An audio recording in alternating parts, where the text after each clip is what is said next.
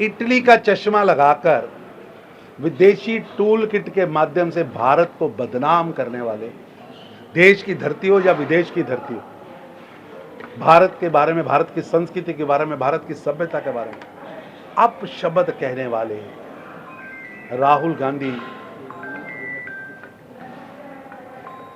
और उनके चमचे लोकनायक जयप्रकाश नारायण की धरती, जननायक कर्पूरी ठाकुर जी की धरती पर जाकर उन दोनों का अपमान कर रहे हैं।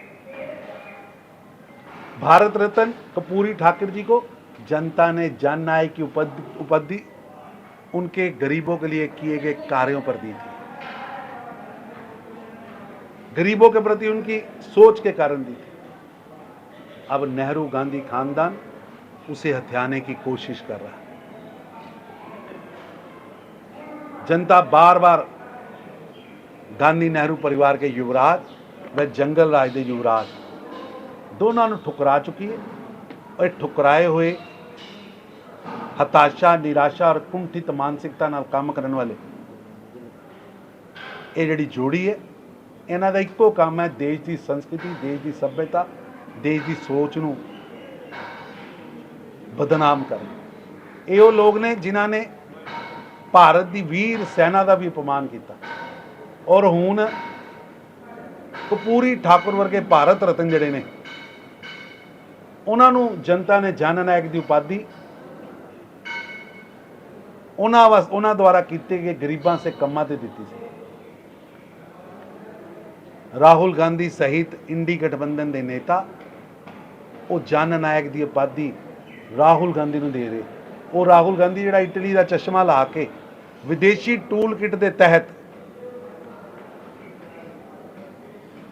देश को बदनाम करने का काम कर रहा है। देश कदी भी अपने महापुरुष भारत रत्न कर्पूरी ठाकुर जी का अपमान नहीं सहेगा। जननायक कर्पूरी ठाकुर सी, विदेशी टूल किट ते नागिन डांस करने वाला जननायक नहीं हो सकता। इटली का चश्मा लगाकर विदेशी टूल किट के माध्यम से भारत को बदनाम करने वाले, देश की धरती हो या विदेश की धरती हो, भारत के बारे में, भारत की संस्कृति के बारे में, भारत की सभ्यता के बारे में अपशब्द कहने वाले राहुल गांधी और उनके चमचे लोकनायक जयप्रकाश नारायण की धरती, जननायक कर्पूरी ठाकुर जी की धरती पर जाकर उन दोनों का अपमान कर रहे हैं।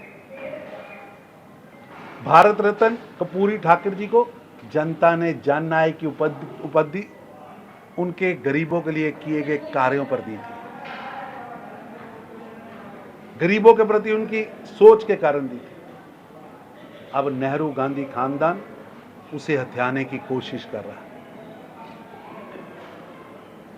जनता बार बार गांधी नेहरू परिवार के युवराज व जंगल राज के युवराज दोनों ने ठुकरा चुकी है और ठुकराए हुए हताशा, निराशा और कुंठित मानसिकता नाल काम करने वाले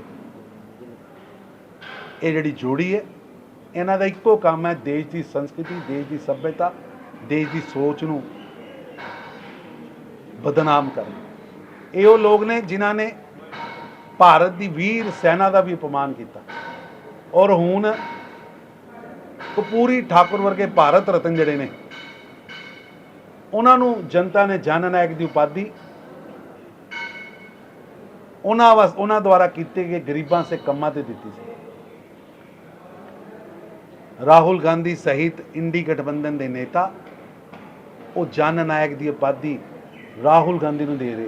वो राहुल गांधी जिहड़ा इटली का चश्मा ला के विदेशी टूल किट के तहत देश को बदनाम करने का काम कर रहा है। देश कदी भी अपने महापुरुष भारत रत्न कर्पूरी ठाकुर जी का अपमान नहीं सहेगा।